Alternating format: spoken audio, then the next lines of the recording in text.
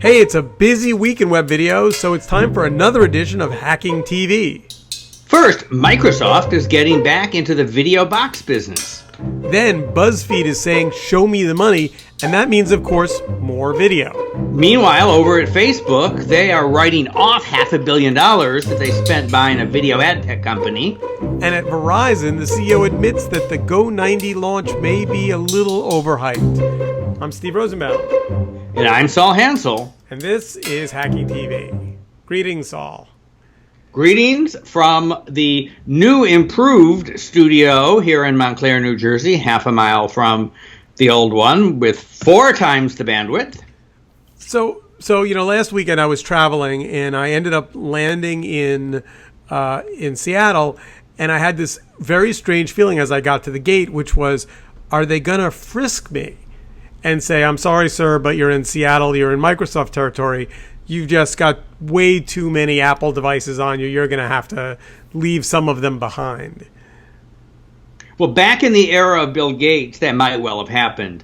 Now, in the much more humble Nadella version, they were just check to see if you had your Office 360 subscription paid up to date and maybe at least one Microsoft app on your iPhone. So by the way, my older son, who's very wise about these things, noticed that we were leaving from a big sign that said B. Gates, and wondered if that had been in memory of Mr. Gates. I said, no, I think it's probably coincidental, but it was funny nonetheless.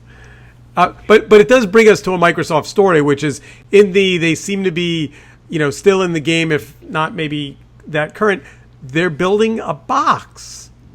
Right. Well, one of their few successful divisions still is Xbox, but what they're doing is going back to the TV business, which they had been in and out of a bunch of times. I mean, going way, way back, they had Windows Media Center and Windows Media Center extenders that you could connect your TV to your PC, which would be a DVR, and 12 people did this, and, they built a set-top box operating system for AT&T's Uverse.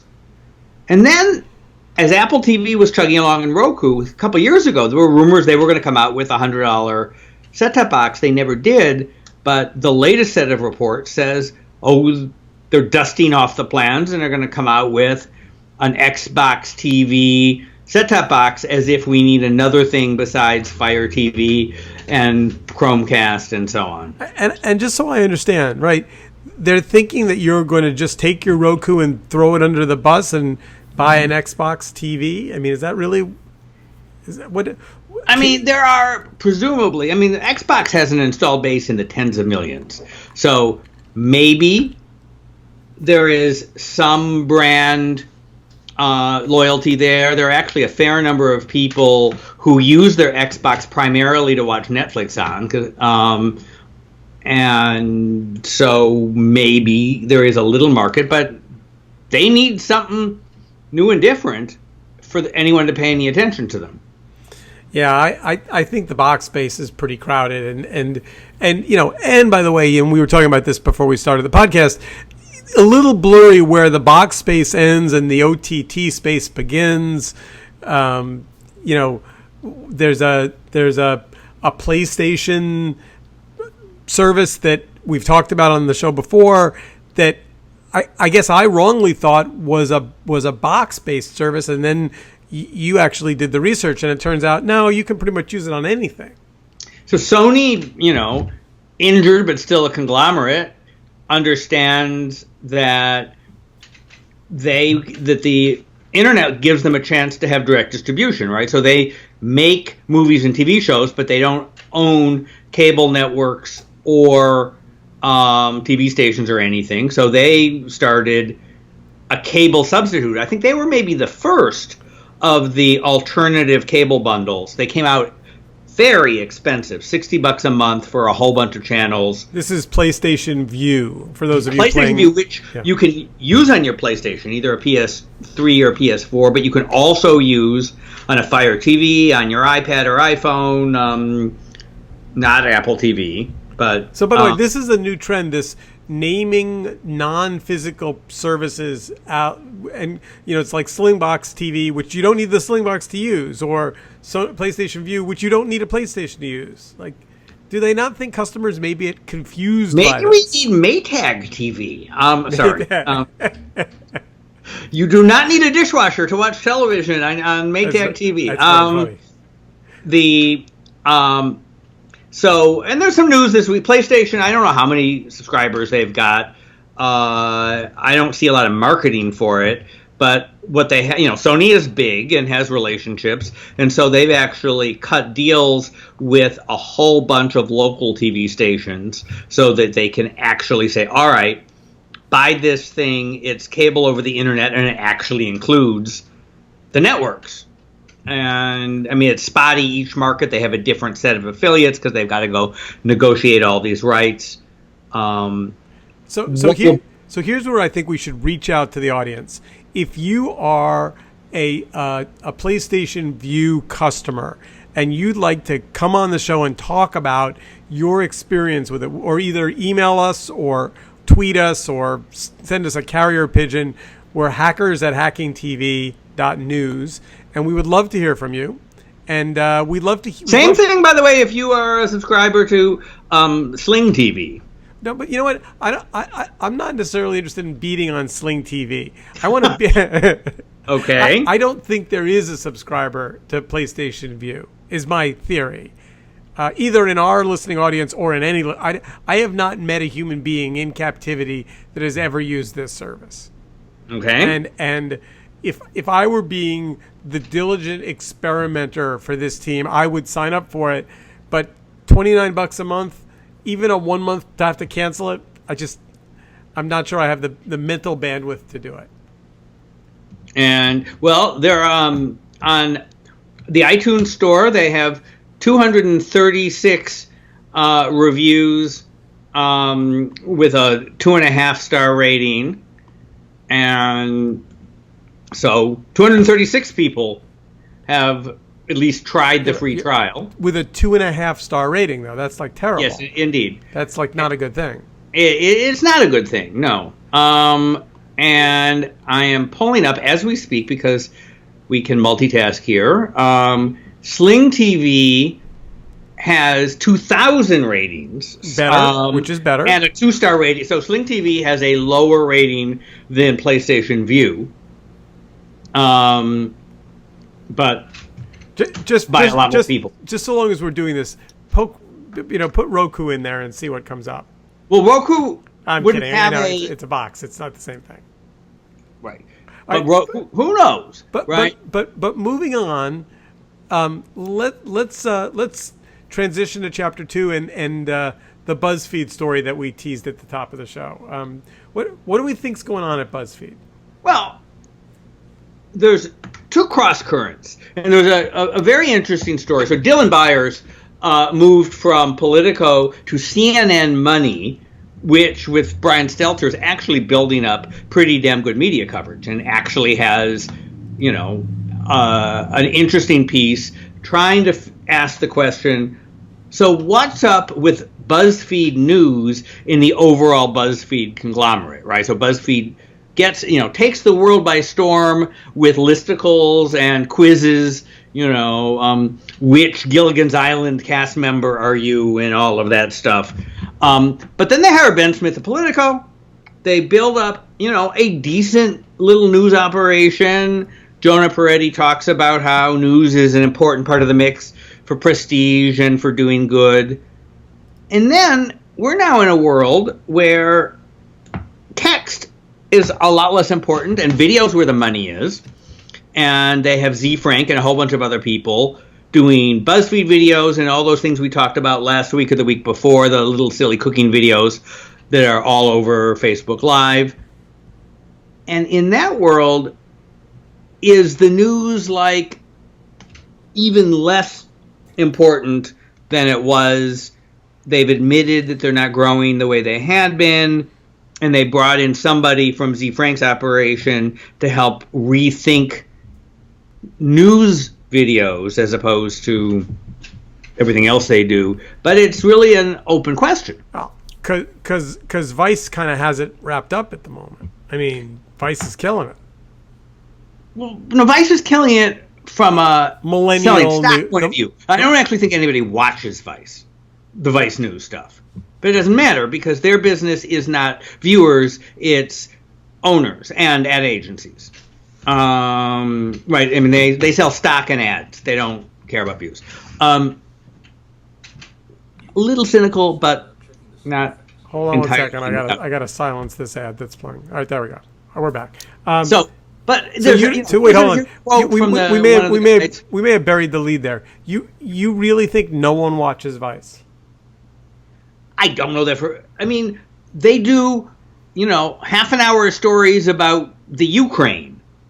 People watch stuff about, in volume, about stuff that, the sex and drugs and rock and roll, which is how they got going. But, all right, let's ask the vast hacking TV audience. If you've watched a web video from Vice from one of their many foreign bureaus, send us an email. You can vote. I'll vote right now. I watched that Ukraine video, the half-hour one. Thought it was excellent. It was excellent. Don't quiz me on any of the facts, though, but it had this young hip guy. He was like the Anderson Cooper of the next generation, and boy, he could do a selfie with the iPhone. So you think that BuzzFeed is going to, after their slightly unhappy numbers that came out a couple months back, is going to go back to the knitting. They're going to. I actually think that Jonah believes what he says. I think that Jonah wants to use the evil for good. I like him. I trust him. And so what they are doing is going back to the drawing board a little bit. So the quote here that I think is tricky is, we'll test to see what the most shareable video we can make around a story. And we'll all jump on one specific beat or one specific trending thing in the conversation to see what video forms we can come up with as we go. And so if you're defining your news video thing as making video that is shareable and part of the conversation, and that, I think that's a very limiting definition of what TV news can be. But I think they're smart people and are worth watching. But by the way, this isn't part of our 4-part chapters in the show, but we got to throw this in because, the Viacom drama is now reached a fevered pitch, and you made me think of this because of Vice. The rumor mill du jour says that Tom Freston is gonna ride in on a white horse to save Viacom. By doing what? By putting Sumner out of misery? By being Tom Freston.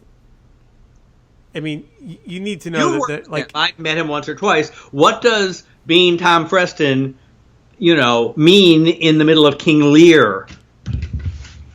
Well, I think Tom would come in the post King Lear, but I think he would be the cleansing breath after the King Lear drama ends. But I mean, there's a whole community of ex-Viacom folks, of which I am one tangentially, that are waiting for Viacom to awake from its internet slumber and become a meaningful player in the new world again with its great brands. And would you rather, do you think that the company will do better with Freston rather than Philippe Dumont running it?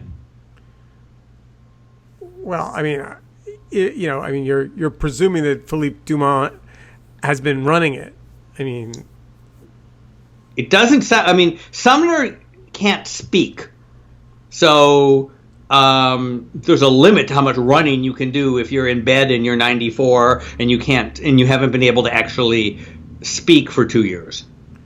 All right, so my theory here, and then we can get back to the order of the day, but it's all tied to what is these are great brands. They have great creative bones. There will be a next chapter. Shari Redstone will be the either actual leader or titular leader, but will be the leader of this new organization. And there are a handful of players that are in the wings that could arrive on a white horse, and I don't think Philippe Dumond is one of them. We will see.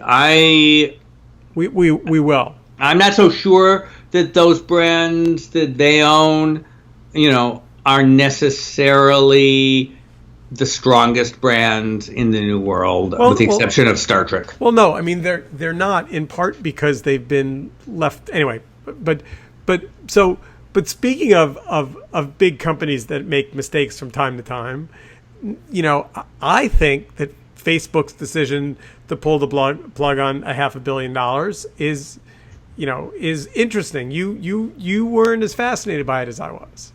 Well, so LiveRail is a company they bought that was in the business of helping publishers connect to advertisers. It had sort of a private exchange, right? So you're running an internet site and you want to sell video ads, and you get your customers to do business with you on LiveRail.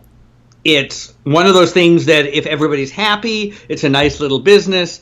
Since the key thing is Facebook bought Atlas, which had been an independent company that Microsoft bought for a lot of money, basically ruined. And Facebook bought it from them and is building up an ad tech stack because they have to have what Google has, right? And Google is the biggest in ad tech by far right now. And so they bought this as a fill-in to add video capabilities into Atlas, and it turns out it was harder, and, well, never mind.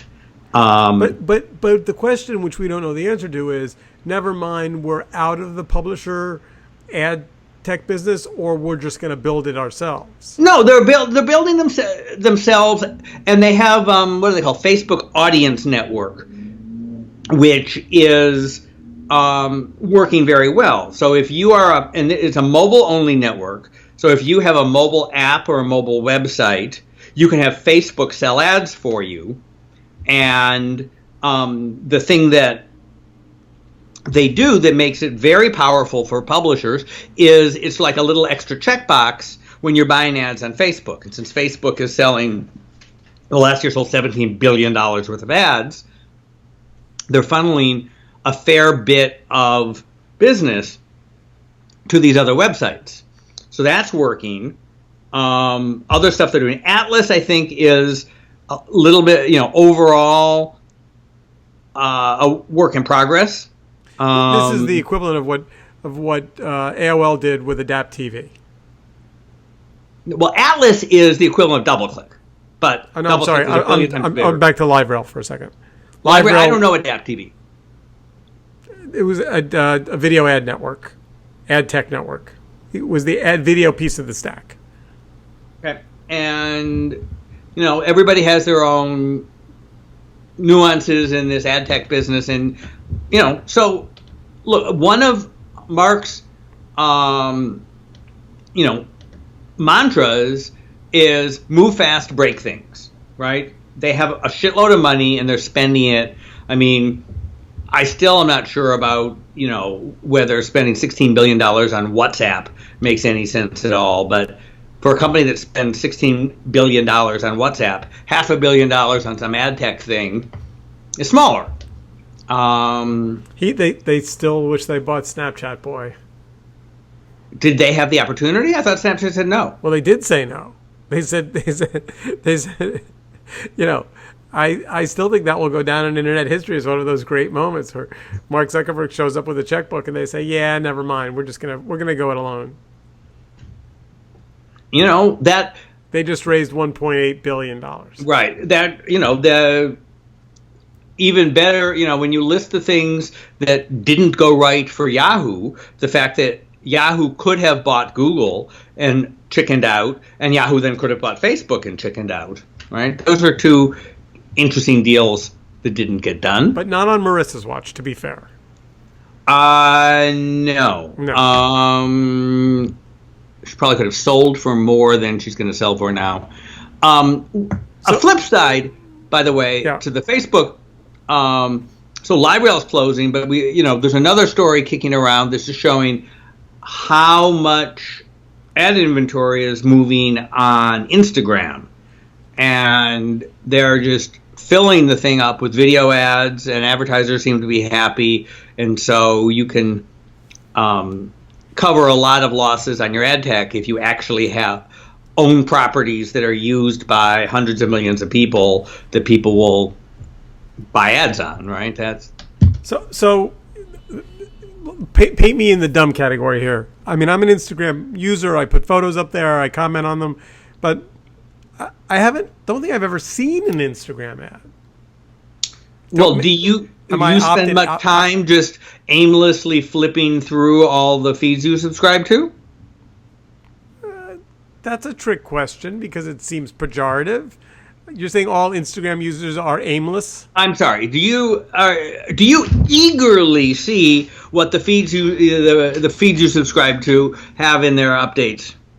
No. To be fair, so you're saying that's when I'd see the ads? You would see the ads not as a publisher, but as a subscriber, right? And there are lots of them, and but they're also designed to look like Instagram posts. So they're native. Yes, they're native in the best way, meaning they are in the flow of whatever it is you're doing.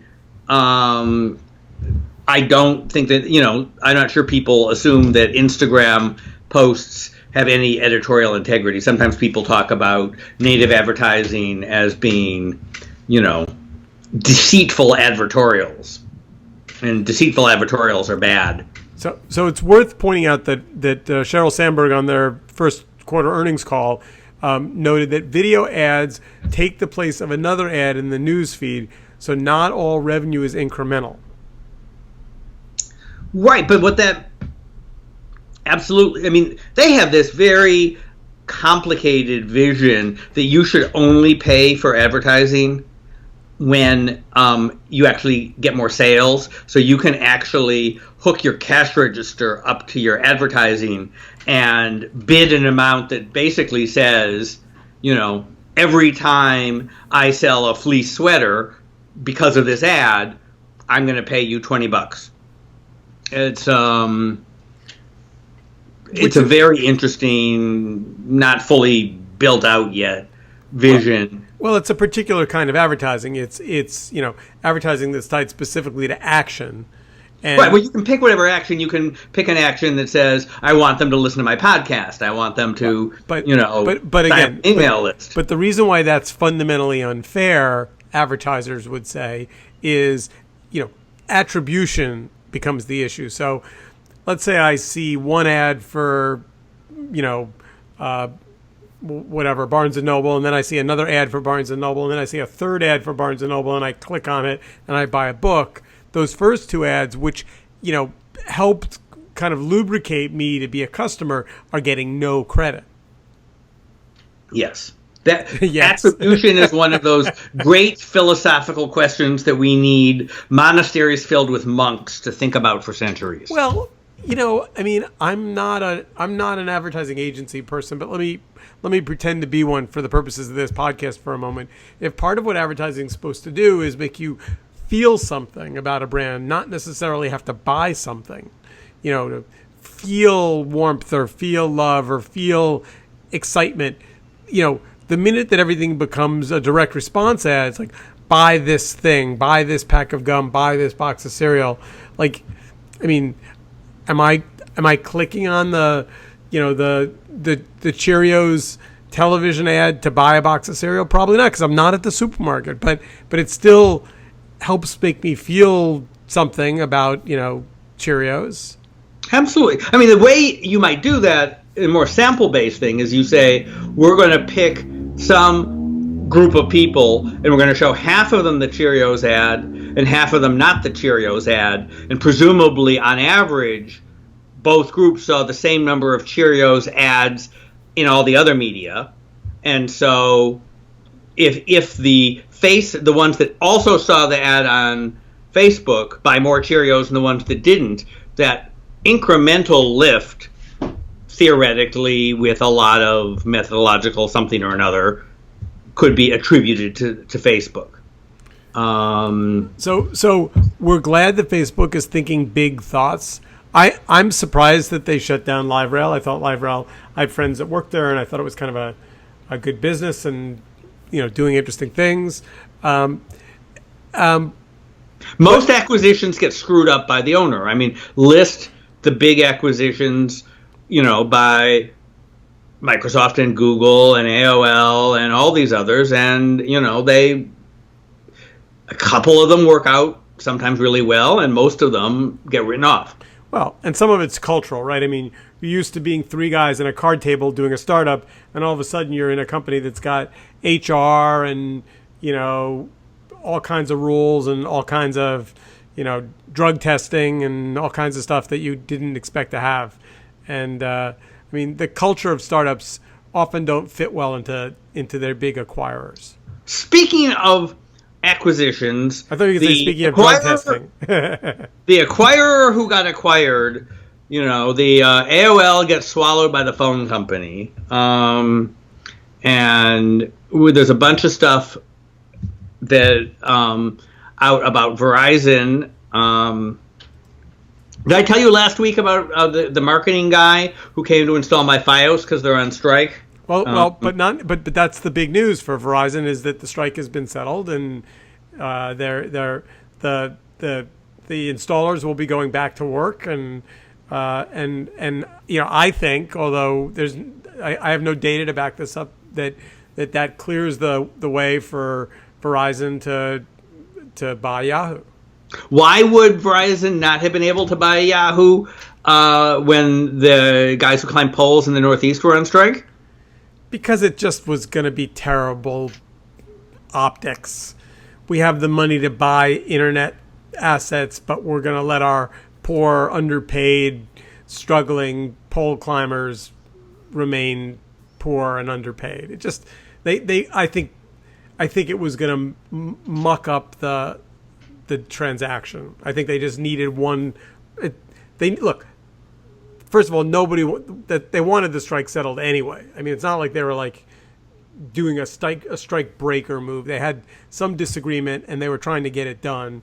And I think they want to do the Yahoo transaction, and I think the optics would have been bad. So now they're better. Although it'll be interesting to see. I mean, I'm sort of rooting. The other bidder that's gotten a lot of press is Dan Gilbert from my hometown of Detroit. He's the CEO of Quicken Loans, and he has some scheme to revive Yahoo, and maybe they move it to Detroit, and there'll be a company that people want to work for in Detroit. But there is another Verizon announcement that the understated, quiet Midwestern CEO admitted that Go90 maybe had been a little overhyped. And hence it's being renamed Go17. I just thought for Lloyd McAdams to say that was, I'm not sure why they had to say that. There's no data, right? They're not releasing numbers about total number of users or total number of subscribers. So what's the purpose of saying that? I mean, he's not pulling in his horns. He's not saying we're going to shift our resources. The speech was about patient capital. I'm not sure what what does that do internally and what does that do externally? He was at an investor conference. Somebody might have asked him, and he might have made the horrible mistake of actually answering. Nah, they're better media trained than that. But yeah, I don't know. That being said, I think what Verizon's learning on Go90, is what many folks have learned about internet content, which is, you could argue that MRSA learned the same thing. It's not simply a matter of coming in with a checkbook and it's very hard to buy audience. It's very hard. You can build a good product. You can put together the right assets. You can release it properly. and getting people to discover it and remember it and come back to it is very, very, very hard. So, just as a point of comparison, we talked about the iTunes Store ratings for the two cable services, which give you lots of content from all the same networks that you get from cable, and they were, 2 and 2.5 stars. Go 90 has 1,300 ratings, and it's 3.5 stars, which I think reflects the wonderful freeness of it all. Although it's bifurcated, there are 600 5-star reviews and 400 1-star reviews. Really? Yes. So the audience either loves it or hates it. Right. The most recent review is, if you're over 14 and not a soccer fan, forget it. Really? And that was 1 star. And the first 5-star review says, love it, stream soccer games. All right. Well, so that's very, and we have hacked our way through another half hour, Mr. Hansel, and we're going to wrap up, but we'll be back next week. The Code Conference is coming up, so there'll be, I suspect, a bunch of video news out of the Code Conference. There always is, and some show releases to talk about, and the summer web TV season heating up. And with that, it's definitely heating up all across web TV land, and we will swelter through it all next week. See you next week. Keep on hacking.